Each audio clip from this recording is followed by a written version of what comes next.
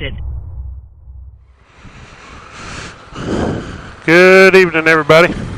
Man, I am enjoying this weather. It's just beautiful today. It's 76 degrees, and it's almost, well, you can see it's 4 minutes till 8 o'clock p.m. So, and it's still daylight. That's why I love the summer, because, you know, I kind of don't like winter. I'm not into cold anyway, but the evenings are so much longer when I get off work at 3:30. You know, I still got 5 hours of daylight. In the winter, you get off work, you got an hour and a half, maybe, of daylight. So this is really nice. It's beautiful. You know, there's a little overcast. They're not calling me for any rain tonight, so we've got lots of rain lately. Everything's greened up. Everybody's cutting all their hay and baling, and life is good. I been working on the bike. Well, I've always had to work on the bike, you know, just on the ground or in the shop on the floor. If it's too hot in the shop, I don't have air conditioning, so I'll put it outside. Like when I've done the rocks bar risers, I done them outside because it's just too hot in the shop. So, but I always do it, you know, when I have to work on something like change the oil, I do it on the ground. Well, I got a buddy that gave me this lift. It's a 2,000-pound lift. It's like a scissor lift. It's not really meant for a motorcycle lift, but it's plenty strong. It's electric hydraulic, and I mean, it works great. Foot controls, raise it up and down, and the table is 2 foot by 4 foot, which is not big enough to fit the bike on there. It needs to be at least 80-inch table. So I got the bright idea. I thought, well, I'll just I got a piece of C-channel. It's kind of only 1 inch tall, but it's 6 inches wide. And I'll just bolt that on there, 80-inch piece of it, and bend it up at the end. I bent it up and then I welded it. But it's just too flimsy. It's not going to work. It's not heavy enough C-channel. Plus the part is, you got 4 foot of the table that I can work on, and the flat bed, you know, 4 foot by 2 foot. But the rest of the bike's out on the C-channel on both ends. It's only about 1.5 feet on each end. Yeah, about 1.5 feet.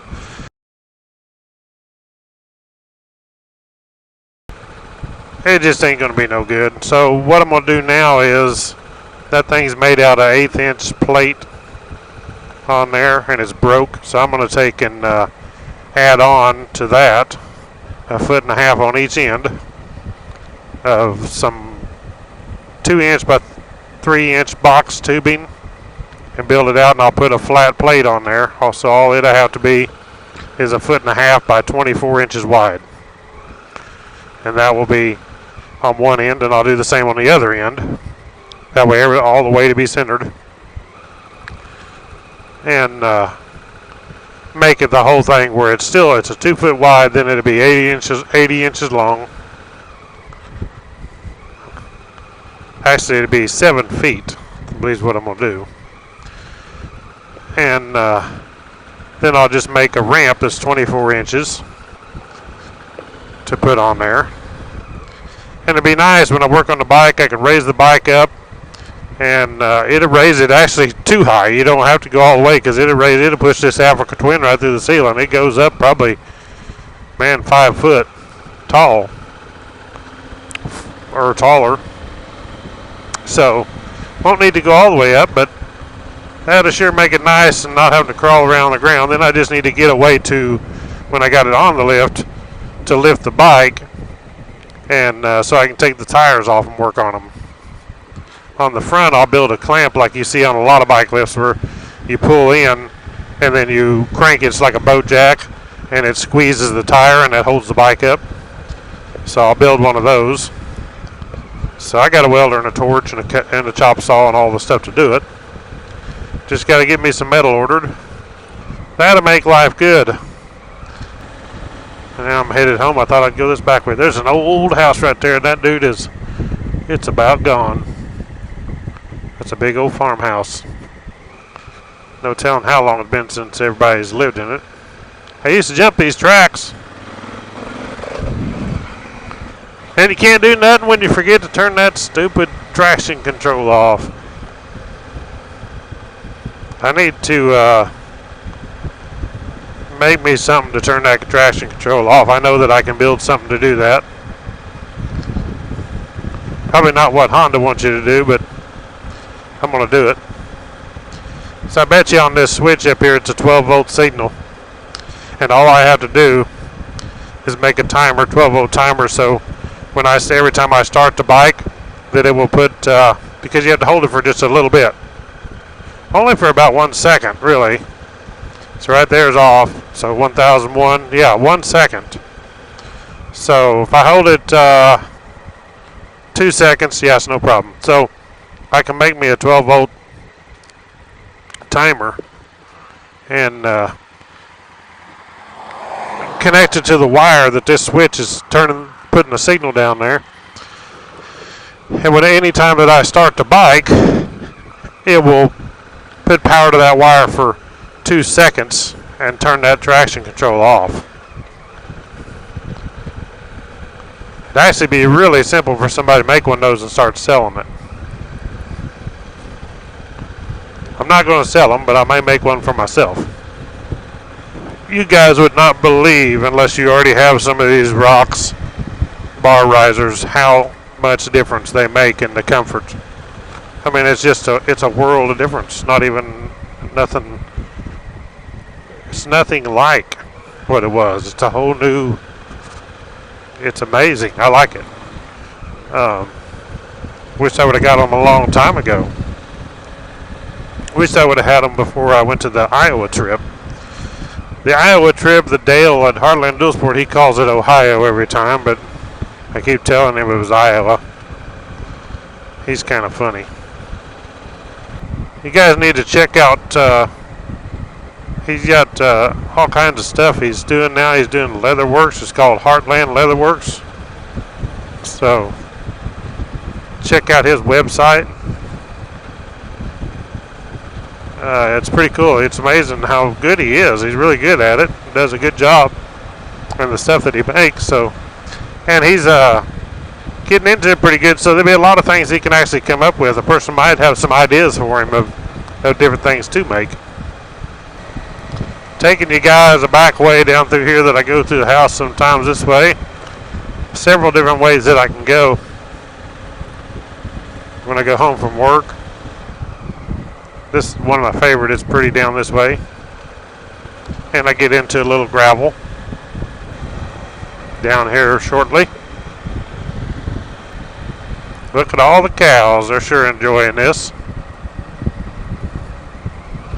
I'd like to have all the money right there that them cows are worth.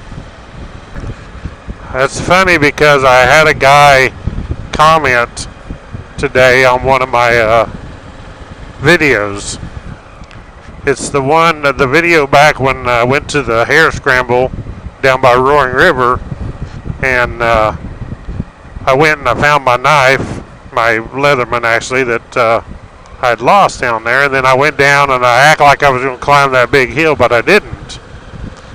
And this guy got on there and he said, "I don't like your video." He said, "I'm trying to figure out whether it's a knife commercial or if it's a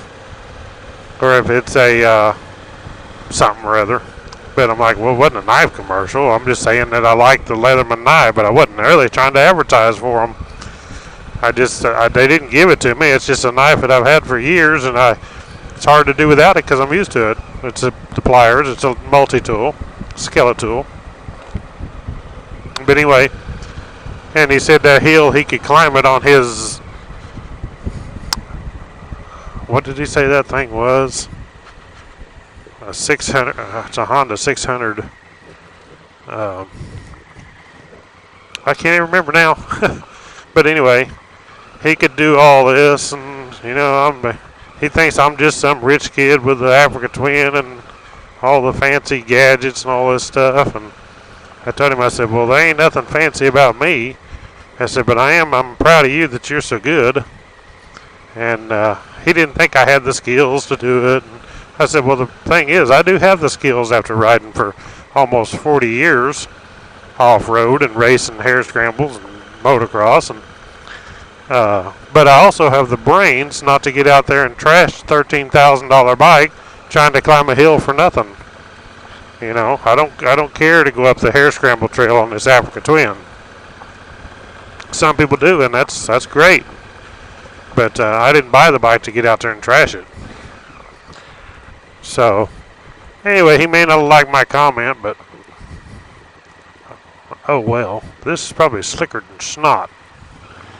Yes, it is. I give it a little gas, I can feel the back tire spinning. These creeks, they start getting low and running slow, and the moss gets on those cement slabs, and boy, they get slick. Got to get home, make sure I got something out for the coon. We call him Bandit. And we got this coon that comes up on the porch, and he gets on the bench, and it's right there next to my window where I sit in the recliner. And you can tell if we ain't got something out there for him every night, he don't like it. He gets up on the window, scratching on the window, thinking, where's my food? He's not pet enough that you go out there. If you go out, open the door, he takes off. He don't go too far, but he does. It does scare him off. Pretty down through here. I like it when the trees are green. To me, it's not as pretty in the winter. You can see better and see further, but I like everything green and the trees all leafed out. I don't like it when the trees ain't got leaves on them. Hopefully I get to do another 2-up video before long with my wife. Get an evening off where we can both go ride. Copperheads will be out for long when it gets hot. They like to come out and lay on these roads. About dark, you can drive back roads and find the copperheads a lot of times.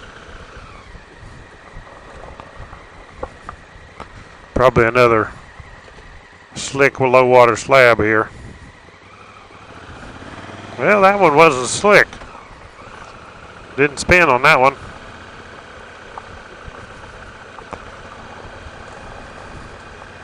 Well, I'm not too far from the house, so I'm going to end this video here.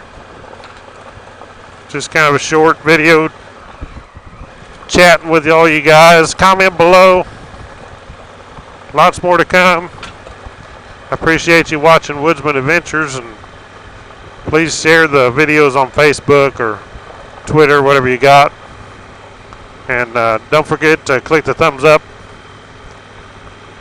And I will catch you all in the next video.